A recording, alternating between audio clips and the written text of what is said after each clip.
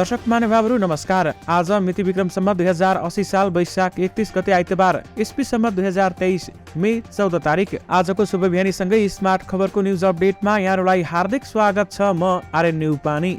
सदाका दिन जस्तै आज पनि देश दुनियाँको ताजा अनि महत्त्वपूर्ण खबर अपडेट सहित तपाईमाझ उपस्थित भएका छौं। प्रस्तुत गरेको समाचार मन परेको छ भने कृपया यो भिडियोमा एउटा लाइक अवश्य गरिदिनुहोला। पलपलको न्युज अपडेटका लागि हाम्रो युट्युब च्यानललाई सब्स्क्राइब गर्नुहोस् अनि नजिकै आउने बेल आइकनलाई क्लिक गर्नुहोला। कहाँबाट हेर्दै हुनुहुन्छ अनि के कस्तो लाग्दैछ आफ्ना कुराहरू तलको कमेन्ट बक्समा कमेन्ट गर्नुहोला। आउनुहोस् दर्शक महानुभावहरू, आजका मुख्य समाचार सुरु गरौं। मुख्य समाचारका शीर्षकहरूबाट। नेकपा एमालेको निष्कर्ष, पार्टीलाई पुनर्जीवन, अर्को चुनावको तयारी, एमालेको सर्वोदय प्रस्ताव, लडाकु शिविर घोटाला पनि छानबिन गर्न माग, भारतबाट पक्राउ परेका टोपबहादुर रायमाझीलाई कसले भगायो यसबारे पुरै जानकारी, लुम्बिनीमा भागभण्डा मिलाउन सकस मन्त्रालय थप्ने तयारी, एमालेले मिसन यङ र देशैभरि छोराछोरी अभियान चलाउने, केपी ओलीको निर्देशन, हिन्दू राज्य भन्दै नहिँड्नु, एमाले बैठकमा केपी ओलीको जवाब संहिता बारेमा पुनर्विचार गर्न सकिन्न, 11 घण्टापछि हाइटेन्सन लाइनको पोलबाट ओर्लिए युवक, पछिल्लो 24 घण्टामा नेपालमा थप 37 जनामा कोरोना संक्रमण पुष्टि, 3 दिनसम्म चलेको एमाले बैठकले गरेका 3 निर्णय के हुन् यसबारे महत्त्वपूर्ण जानकारी, 9 महिनामा 6 लाखले लिए श्रम स्वीकृति, विस्तारकारी र ठूला आकारको बजेट ल्याउन सक्ने अवस्था छैन भन्दै अर्थमन्त्री डाक्टर प्रकाश शरण महतको भनाई, एमाले केन्द्रीय कमिटी बैठकद्वारा पारित 16 प्रस्ताव के कस्ता रहेका छन् यसबारे पुरै जानकारी, केपी ओलीले संघीयताको विरोध गर्ने आफ्नै पार्टीका नेताको गरे आलोचना, लगातार पार्टीको 3 बैठकमा अनुपस्थित भए कमिटीबाट हटाउने एमालेको निर्णय, पार्टी 75 वर्ष पुगेको असरमा एमालेले अन्तर्राष्ट्रिय कम्युनिस्ट सम्मेलन गर्ने, बालेन शाहले पोखे आक्रोश, नेतालाई सिधै बागमतीमा चुपल्नुस्, बालेन शाहपछि बोले बाबुराम भट्टराई, केही आप पुइए भन्दैमा सबै आप नफालौं, भारतले तत्काल आफ्ना सुरक्षा फौज र कर्मचारी फिर्ता लैजानुपर्छ भन्दै गौतमको भनाई, नक्कली शरणार्थी प्रकरणको छानबिनमा संवेदनशील हुनुपर्छ भन्दै माधव कुमार नेपालले भने, भ्रष्टाचारलाई अन्त्य गर्न लागि परेका छौं भन्दै मन्त्री मोदीको भनाई, धौलागिरी हिमपातमा परि बेपत्ता व्यक्तिको शव काठमाडौँ ल्याइयो, 4 दशकमा कंग्रेसका 9 गृहमन्त्री, 4 जनामाथि भ्रष्टाचारको मुद्दा, लडाकु शिविर घोटाला लगायत चर्चामा आएका काण्डको छानबिन गर्न एमालेको माग, अब कसैले पनि स्वास्थ्य उपचार नपाएर मृत्युवरण गर्नु पर्दैन भन्दै स्वास्थ्य मन्त्रीको भनाई, बालकृष्ण खान निलम्बनमा शेरबहादुर देउबाको मौनता दबाव बनाउँदै महामन्त्रीद्वय गगन थापा र विश्वप्रकाश शर्मा, पशुपति सरसफाईको 11औं हप्ता, पर्यटन मन्त्रीले थाले भ्रष्टाचार विरोधी अभियान, कम्युनिस्ट सिद्धान्तमा आबद्ध नेताले देशद्रोही काममा संलग्न हुनु दुःखदायी भन्दै माधव कुमार नेपालको भनाई, पाकिस्तानका पूर्व प्रधानमन्त्री खान रिहाईपछि घर फिर्ता, लमजुङमा मजदुरको हत्या, आरोपित पोखराबाट पक्राउ, 15 बुँदे माग राख्दै सांसद गौतम आमरण अनसनमा बसे, ओखलढुङ्गामा 9 महिनामा 75 ठाउँमा आगलागी, 32 घर जले, दार्चुलामा 3 जना मृत भेटिए, नेपाल भारत सीमालाई चुस्त र स्पष्ट राख्नुपर्छ भन्दै पूर्व राष्ट्रपति विद्यादेवी भण्डारीको भनाई, जनताको पक्षमा काम गरी सरकारलाई हाम्रो सहयोग रहन्छ भन्दै राष्ट्रिय स्वतन्त्र पार्टीका सभापति रवि लामी छानेको भनाई, भुटानी शरणार्थी प्रकरण अनुसन्धानमा प्रहरीलाई हस्तक्षेप भए सरकारबाट बाहिरिन्छौं भन्दै माधव कुमार नेपालले भने, सरकार त बच्यो अब देला त सर्भिस, यसबारे महत्त्वपूर्ण जानकारी, भुटानी शरणार्थी प्रकरणमा मेरो संलग्नता नै छैन भन्दै मुख्यमन्त्री चौधरीको भनाई र आराजु राणा सम्बन्धी महत्त्वपूर्ण जानकारी। अब सुन्नुहोस् पूरा समाचार। काठमाडौँ महानगरपालिकाका मेयर बालेन शाहले नेताहरूले गरेको भ्रष्टाचार विरुद्धको सडक आन्दोलन प्रति आक्रोश व्यक्त गरेका छन्। आज सामाजिक सञ्जाल फेसबुक मार्फत शाहले आक्रोश पोखेका हुन्। उनले नेताहरूले भ्रष्टाचार विरुद्धको आन्दोलनका नाममा नाटक गरेको भन्दै सिधै बागमतीमा चोपड्नुस् भन्दै आक्रोश पोखेका छन्। बालेनले लेखेका छन्, भ्रष्टाचार विरुद्धको आन्दोलन को नेता हो थाहा छ, घर कहाँ हो थाहा छ, सिधै लगेर बागमतीमा चुपल्नुस्, यस्तो सडक नाटक धेरै देखिसक्यौ हामीले, पत्याउदिन म चाहिँ तपाईहरूलाई यति धेरै भोट दिएर नेता बनाएको आन्दोलन गर्नलाई होइन, सिधै कारबाही गर्नलाई हो, सिधै कारबाही गर्ने नीति बनाउनलाई हो। काठमाडौँ महानगरका प्रमुख शाहले प्राय शनिबारका दिन आक्रोश मिश्रित कडा टिप्पणी सार्वजनिक गर्ने गरेका छन्। यद्यपि उनले काठमाडौँमा डाक्टर बाबुराम भट्टराई, हिसिला यमी र रवि लामिछाने लगायतका नेता भ्रष्टाचार विरुद्ध सडकमा धरना कार्यक्रममा सहभागी भएका थिए। नेताहरूको सो कार्यक्रम प्रति मेयर शाहले आक्रोश पोखेको अनुमान गरिएको छ। दर्शक महानुभावहरू, यसबारेमा तपाईहरूको धारणा के छ हामीलाई यो भिडियोको कमेन्ट बक्स मार्फत बताउन भने नबिर्सनुहोला।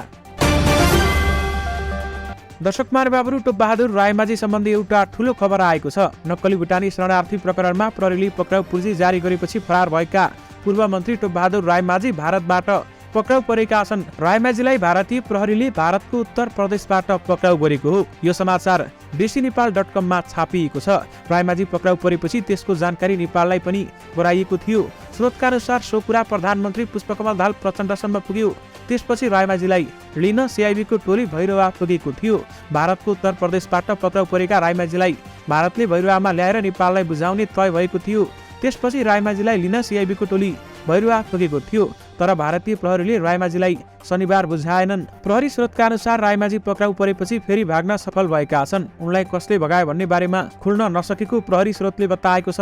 पक्राउ परिसकेपछि उनी पुनः भाग्न सफल भएपछि रायमाझीलाई कसले भगायो भन्नेमा गम्भीर प्रश्न उठेको छ। पक्राउ परेका रायमाझीलाई लिन पुगेको सीआईबी रित्ते हात फर्किएको छ र रायमाझीलाई लुकाउन ठूलो शक्तिको हात रहेको निष्कर्ष प्रहरीले निकालेको छ। यसअघि एमाले सांसद लक्ष्मी महतोपुरी पनि भारतको उत्तर प्रदेशबाट पक्राउ परेका थिए, तर उनलाई लिन गएको प्रहरी रायमाझी जस्तै भाग्न सफल भएको प्रहरी स्रोत बताउँछ।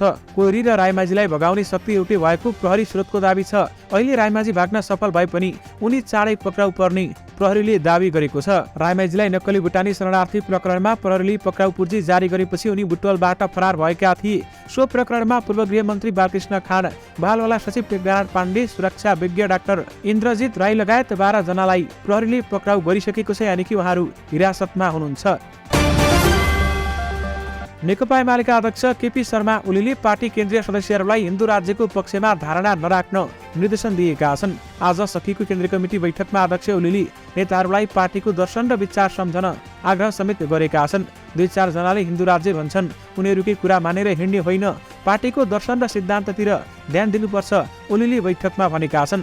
बैठकमा सहभागी नेताका अनुसार अध्यक्ष ओलीले अब मुलुक हिन्दू राज्यतिर नफर्कने पनि प्रश्न पारेका छन्। मुलुक अब पछाडि फर्कदैन, यसतर्फ ध्यान दिनुपर्छ भन्दै ओलीलाई उद्धृत गर्दै एक नेताले भने। त्यसैगरी नेकपा एमालेले संघीयताका विषयमा पुनर्विचार नगर्ने बताएको छ। नेकपा एमालेका अध्यक्ष केपी शर्मा ओलीले आफ्नो पार्टीले संघीयता बारेमा पुनर्विचार गर्ने कुरा सोच्न पनि नसकिने बताएका प्रचार विभाग प्रमुख विष्णु रिजालले जानकारी दिनुभएको हो।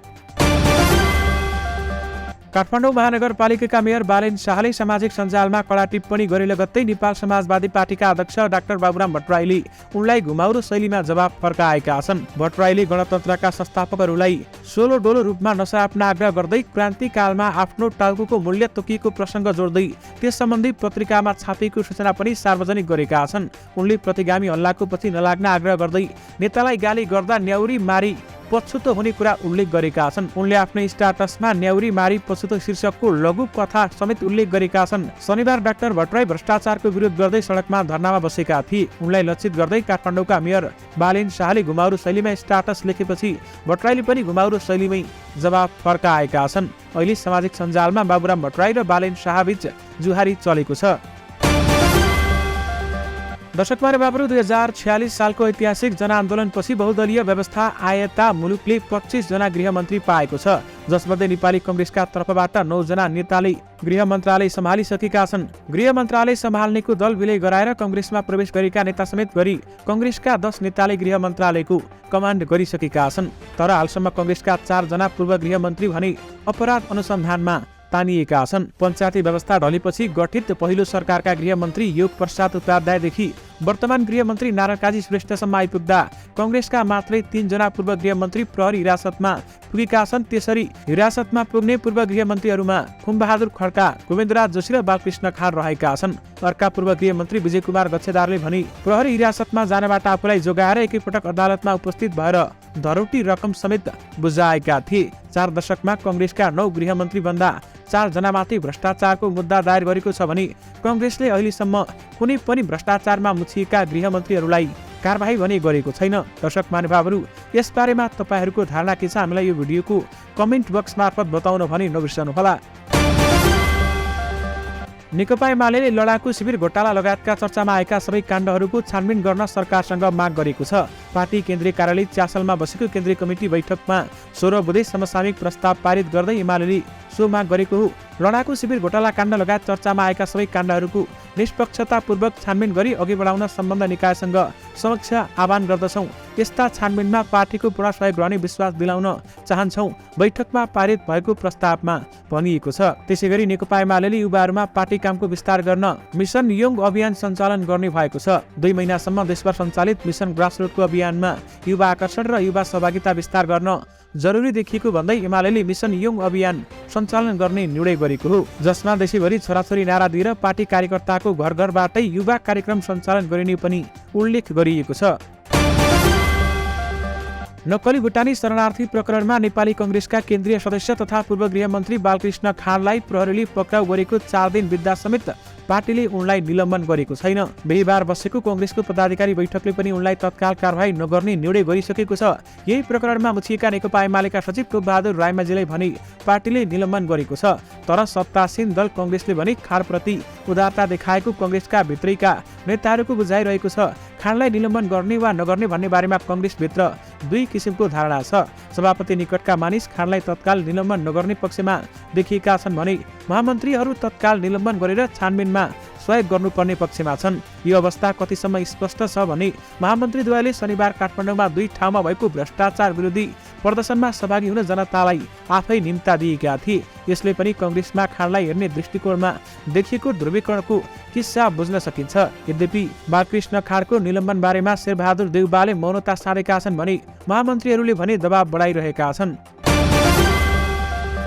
राष्ट्रिय स्वतन्त्र पार्टीका सभापति रवि लामिछानेले जनताको पक्षमा काम गर्दै गए सरकारलाई आफ्नो पार्टीले सहयोग गर्ने बताउनु भएको छ। आज एक कार्यक्रममा बोल्दै रविले सरकारलाई सहयोग गर्ने प्रतिपक्षका रूपमा उभिने समेत बताउनु भएको छ भने सभापति लामिछानेले भन्नुभयो, प्रधानमन्त्रीलाई मैले बालुवाटारमा गएर भेटेको थिएँ। मैले उहाँलाई हौसला दिएर समेत आएको छु। भ्रष्टाचारका सबै फाइल एकपछि अर्को गरी खोल्नुहोस्, जुनसुकै दलका नेता परिपरि जोगाउन नलाग्नुहोस्, दोषीमाथि कारबाही गर्नुहोस्। हाम्रो पार्टीबाट नागरिकका पक्षमा काम गरे सहयोग गर्छौं। उहाँले सरकारलाई दोषीमाथि कारबाही र पक्राउ गर्न खुट्टा नकमाउन आग्रह गर्दै नक्कली भुटानी शरणार्थी काण्डमा सरकारलाई धन्यवाद दिएको तथा वाइबडी यति ओम्बी लगायतका सबै काण्डहरूको फाइल खोल्दै गए धन्यवाद दिँदै जाने र सहयोग गर्दै जाने समेत बताएका छन्। म त्यसको लागि प्रधानमन्त्री प्रचण्डज्यूलाई धन्यवाद दिन चाहन्छु। अब जनताको हितमा काम गर्नुहोस्, गरिब दुखीको हितमा काम गर्नुहोस्, त्यसपछि हाम्रो समर्थन तपाईलाई रहन्छ भन्दै राष्ट्रिय स्वतन्त्र पार्टीका सभापति रवि लामिछानेले बताउनु भएको हो। नेकपा एकीकृत समाजवादीका अध्यक्ष तथा पूर्व प्रधानमन्त्री माधव कुमार नेपालले नक्कली शरणार्थी प्रकरणमा प्रहरीले गर्ने छानबिनलाई सरकारले हस्तक्षेप गर्न खोजी सरकारबाट बाहिरिने चेतावनी दिएका छन्। पार्टीको उपत्यका र सम्पर्क विशेष प्रदेश कमिटीले आज काठमाडौँमा आयोजना गरेको कार्यक्रममा अध्यक्ष नेपालले संगठित अपराधका रूपमा रहेको उक्त विषय राष्ट्र विरुद्ध भएकाले सरकार संवेदनशील हुनुपर्ने बताएका छन्। सरकारले घटनालाई ढाकछोप गरी कमजोर बनाउन खोजेमा साथ दिनुपर्ने बाध्यता नरहेको प्रश्न पार्दै उनले कानून सबैलाई समान रहेकाले उच्च ओहदामा रहेका व्यक्तिलाई उन्मुक्ति दिन नहुने समेत बताएका छन्। कम्युनिस्ट सिद्धान्तमा आबद्धता नै देशद्रोहीको काममा संलग्न हुनु दुःखदायी भएको समेत उनको भनाइ थियो। यद्यपि भुटानी शरणार्थी प्रकरणमा अथवा अनुसन्धानमा प्रहरीलाई हस्तक्षेप भए सरकारबाट बाहिरिन्छौं भन्दै माधव कुमार नेपालले घोषणा गरेका छन्। नक्कली भुटानी शरणार्थी प्रकरणको सेरोफेरोमा हप्ता दिन बीच 3 चोटि प्रधानमन्त्री प्रचण्डसँग भेटेका एमाले अध्यक्ष केपी शर्मा ओलीले रवि लामिछानेलाई प्रधानमन्त्रीको तुरुप फ्याक्दै वर्तमान गठबन्धन सरकारलाई दिएको समर्थन फिर्ता लिन लगाएपछि पुनः विश्वासको मत लिनुपर्ने या समीकरण तलमाथि हुन सक्ने अटकलबाजी सुरु भएको छ। अरूले समर्थन झिक्दा विश्वासको मत नलिई ओली अडिएझै भर्खर समर्थनबाट अलगिएका लामिछानेले नयाँ सत्ता समीकरण निम्ति प्रारम्भिक कसरत सुरु गरे पनि नतिजा भने उनको पक्षमा देखिएको छैन। दर्शक महानुभावहरू, त्यसै गरी सरकार त अहिले बचेको छ, सरकार बचिसकेपछि अब सरकारले के सर्भिस देला त, यो भने ठूलो प्रश्न रहेको छ। लुम्बिनी प्रदेशका मुख्यमन्त्री डिल्ली बहादुर चौधरीले नक्कली भुटानी शरणार्थी प्रकरणमा आफ्नो संलग्नता नभएको बताएका छन्। आफ्नो नाम विभिन्न सञ्चार माध्यममा आएको प्रति गम्भीर ध्यानाकर्षण भएको उनले बताएका छन्। नेपाल प्रेस युनियन दाङको साधारण सभा एवं 8औं जिल्ला अधिवेशनको उद्घाटन गर्दै मुख्यमन्त्री चौधरीले सो प्रकरणमा आफू कहीँ कतै पनि नजोडिएको स्पष्ट पारेका छन्। सञ्चार माध्यमलाई सत्य तथ्य बुझेर मात्रै समाचार प्रकाशन गर्न उनले आग्रह गरे। मिडियालाई बलियो बनाउनका लागि प्रदेश सरकारले पत्रकार र सञ्चार गृहका लागि विशेष योजना बनाएको पनि उनको भनाइ थियो। यद्यपि भुटानी शरणार्थी प्रकरणमा मेरो कुनै पनि संलग्नता छैन भन्दै मुख्यमन्त्री चौधरीले बताउनु भएको छ। मोरङको बुढीगंगा बिजुलीको हाइटेन्सन लाइनको खम्बा पोलमा चढेका एक युवक अथवा पुरुष 11 घण्टापछि उर्लिएका छन्। सडक किनारामा टेवा पर्खाल निर्माणमा रोक लगाउन माग राखेका बुढीगंगा गाउँपालिका 7 डङ्ग्राहाका 40 वर्षीय दिनेश माझी शनिबार बिहान 6:30 बजे 1,32,000 भोल्टको प्रसारण लाइनको खम्बामा चढेका थिए। उनी अपराह्न 4:30 बजे उर्लिएपछि जिल्ला प्रहरी कार्यालय मोरङका डिएसपी रञ्जन कुमार दाहालले यसबारेमा जानकारी दिनुभएको छ। खम्बामा चढेका व्यक्तिले गाउँपालिकाका अध्यक्ष जितनारायण थापा मगर र उपाध्यक्ष अमृता कुमारी गच्छदार आएर काम रोक्ने प्रतिबद्धता जनाउनु पर्ने माग गरेका थिए। अध्यक्ष थापा मगरले उनी पोलमा चढेको ठाउँमा पुगेर उनको माग पूरा गर्ने प्रतिबद्धता जनाएपछि माझी खम्बाबाट तल झरेका डिएसपी दाहालले बताउनु भएको छ। सडक छेउमा निर्माण भइरहेको टेवा पर्खालको गुणस्तर राम्रो नभएको भन्दै माझीले रोक्न माग गरेका थिए। राष्ट्रिय सभा सदस्य एवं पूर्व उप प्रधानमन्त्री वामदेव गौतमले कालापानी लिपुलेक र लिम्पियाद्राबाट भारतले तत्काल आफ्ना सुरक्षा पहुँच र कर्मचारी फिर्ता लैजानु पर्ने बताएका छन्। गौतमले सो नेपाली भूभाग कुनै पनि हालतमा नेपालले फिर्ता लिने पर्ने पनि बताएका हुन्। डाक्टर सुरेन्द्र भण्डारी र डाक्टर अच्युत गौतमद्वारा संयुक्त रूपमा लिखित पुस्तकको विमोचन कार्यक्रममा भारतले नेपालको धेरै भूगोल मिचेको उल्लेख गर्दै उनले त्यो भूभाग फिर्ता लिन नेपाललाई अन्तर्राष्ट्रिय कानुनहरूले पनि सहयोग गर्ने स्पष्ट पारेका छन्। आम चुनाव 2079 पछि पहिलो पटक बसेको नेकपा एमालेको केन्द्रीय कमिटिको बैठकले मुख्य 2 निष्कर्ष निकालेको छ। पार्टी संगठनको पुनर्जीवन र अर्को चुनावको तयारी। त्यसैगरी नेकपा एमालेले वर्षैभरि केन्द्रीय सदस्यहरूलाई मिसन ग्रासरुटसँगै भूगोलमा खटाउने गरी 5औं केन्द्रीय कमिटिको बैठक समेत सकेको छ। एमालेले यसअघि फागुनको पहिलो हप्तादेखि वैशाखसम्म मिसन ग्रासरुट अभियान चलाएको थियो। नेकपा एमालेको केन्द्रीय कमिटिको 5औं बैठक शनिबार सम्पन्न भएसँगै केन्द्रीय कार्यालयमा 3 दिनसम्म चलेको बैठकले विभिन्न 16वटा समसामयिक प्रस्तावहरू समेत पारित गरेको छ। त्यसैगरी एमालेको पार्टीको बैठकको जानकारी पाएर पनि 3 पटकसम्म अनुपस्थित भए पार्टी कमिटीबाट विदा गर्ने निर्णय समेत गरेको छ। सूचना पाएर पनि पार्टीको बैठकमा लगातार 3 पटक अनुपस्थित रहनेहरूलाई कमिटीबाट हटाउने निर्णय गरिएको छ भन्दै नेकपा एमालेका नेताले बताउनु भएको छ। स्वास्थ्य तथा जनसङ्ख्या मन्त्री मोहन बहादुर बस्नेतले अब कसैले पनि स्वास्थ्य उपचार नपाई मृत्युवरण गर्न नपर्ने बताएका छन्। हिलम्बु 3 स्थित पाल्चोक खानेपानी आयोजनाको उद्घाटन कार्यक्रमलाई सम्बोधन गर्दै उनले गरिबी अस्पतालमा गएर उपचार गर्न सक्ने अवस्था सृजना गर्ने प्रतिबद्धता व्यक्त गरेका छन्। साथै गरिबका छोराछोरीले निशुल्क पढ्न पाउनुपर्छ भनेर अभियान चलाउने र जिल्लाको 12 विषय नगरपालिकाबाट सुरु भइसकेको पनि उनले बताएका छन्। मन्त्री बस्नेतले पाल्चोक मन्दिरलाई व्यवस्थित र आकर्षित बनाउने र पाल्चोकलाई पर्यटकीय गन्तव्य बनाउने प्रतिबद्धता समेत जनाउनु भएको छ।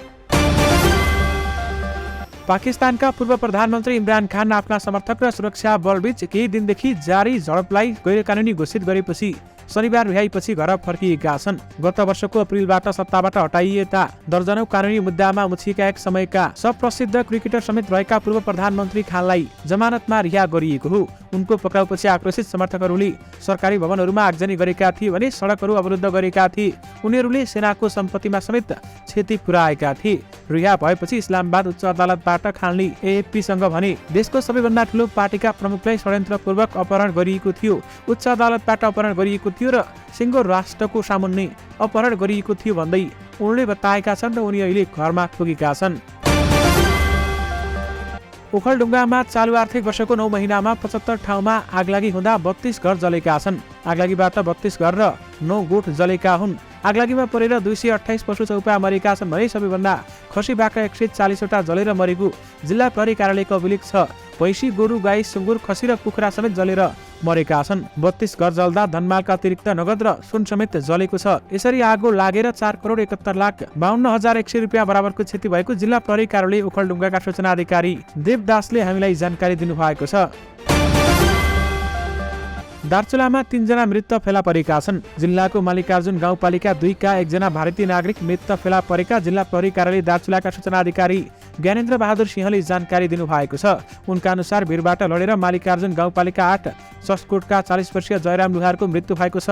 लुहार घर नजिकैको भिरबाट लडेर करिब 50 मिटर तल मृत अवस्थामा फेला परेका थिए। सबलाई जिल्ला अदालतमा राखिएको छ भने यस्तै मल्लिकार्जुन गाउँपालिका 6 मा उकुमा एक महिला झुन्डीको अवस्थामा मृत फेला परेकी छन्।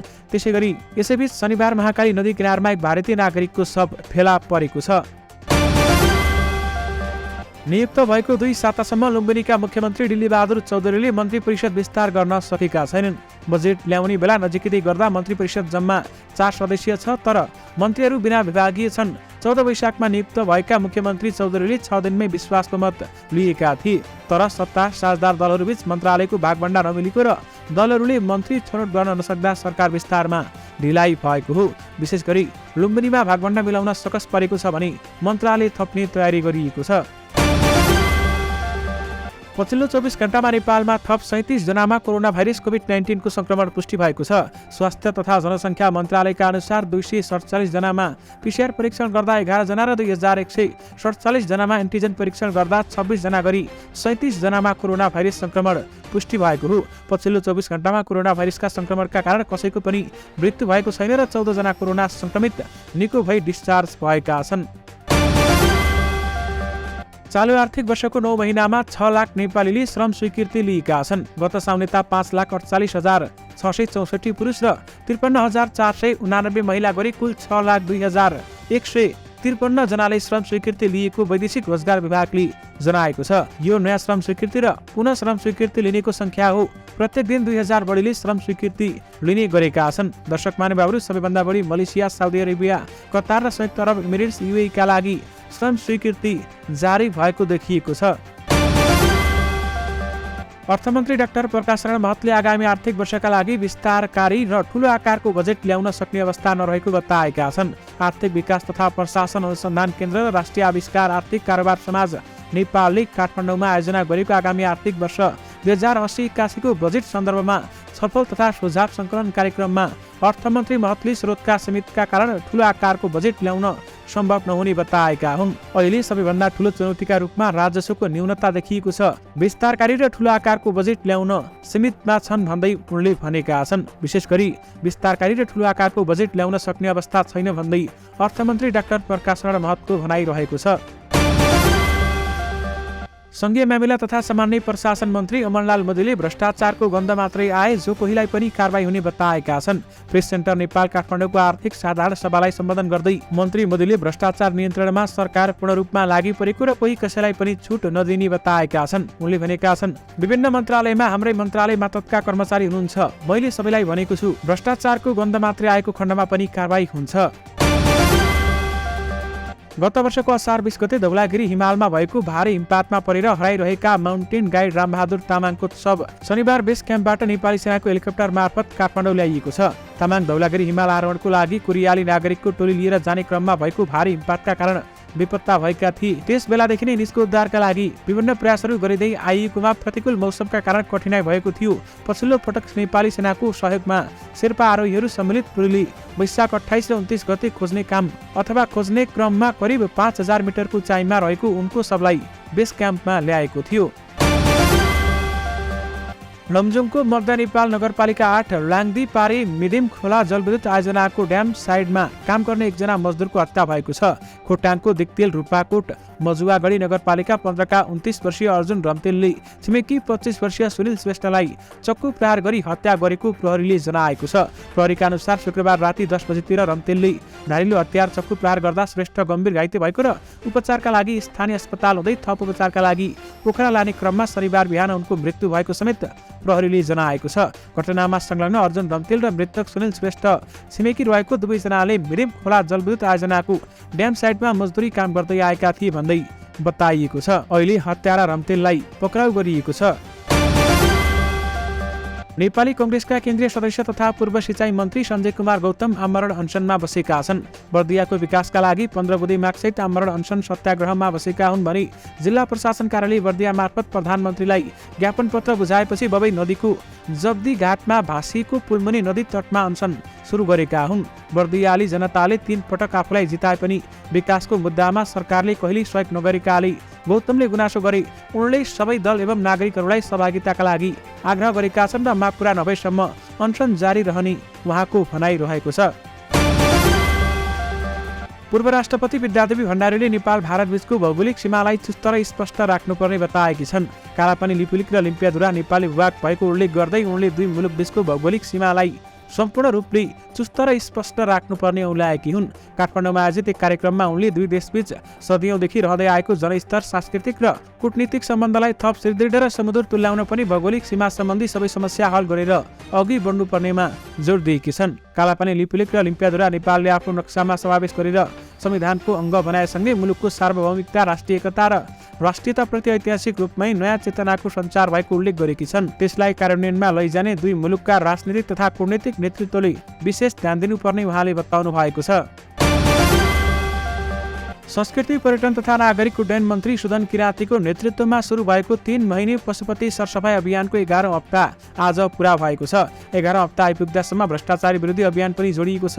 भ्रष्टाचार हाम्रो प्रमुख शत्रु हो भन्दै आएका मन्त्री किराँतीले यस विरुद्ध सम्पूर्ण नेपाली एकजुट हुनुपर्ने बताएका छन्। अनियमिततालाई शून्य नबनाई मुलुक अगाडि बढ्न नसक्ने मन्त्री किराँतीले बताएका छन्। पशुपति सरसफाई अभियानमा सहभागीहरूले भ्रष्टाचार विरोधी विभिन्न नारा लेखेका पर्चा भिरेर भ्रष्टाचारको सांकेतिक विरोध समेत जनाएका छन्। दर्शक महानुभावहरू, यससँगै तपाईँहरूमाझ आजका सबै मुख्य समाचारहरू राखिसकेका छौँ। फेरि पनि तपाईँहरूमाझ नयाँ मुख्य समाचारहरूको साथमा उपस्थित हुने नै छौँ। स्मार्ट खबर हेर्दै गर्नुहोला। नमस्कार।